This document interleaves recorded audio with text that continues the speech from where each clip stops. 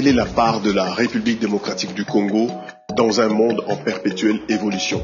Depuis des siècles, la RDC a toujours apporté quelque chose dans la vie internationale. C'est aux Congolais, comme je disais, de s'inscrire dans une dynamique étant donné que c'est un pays internationalisé. Donc le Congo a un rôle à jouer.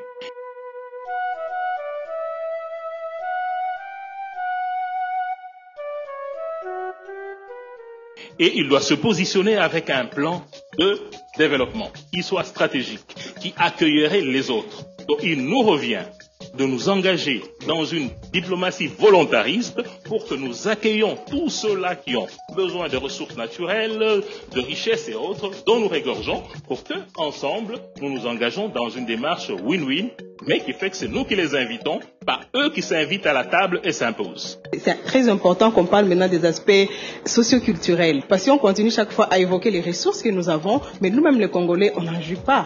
Et on se posera la question, qu'est-ce que les autres pensent de nous, même en tant que Congolais? Moi, je crois que c'est mieux que les réflexions aillent de plus en plus vers l'homme congolais, les citoyens, qui est de la RDC, juste en tant qu'un pays riche avec plein de ressources. Mais nous avons 450 ethnies dans ce pays.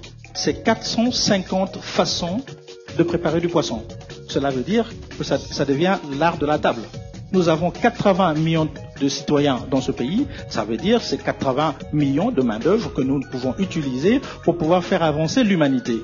Faire du diamant, faire du cuivre, c'est facile. Mais qu'est-ce que nous pouvons apporter à l'humanité par rapport à notre position géographique, par rapport à notre position socioculturelle, par rapport aux richesses sur les groupes ethniques qu'il y a en RDC? Effectivement, si on fait ce diagnostic-là, il faut élaborer le plan et puis il faut évoluer avec ce plan-là. Nous,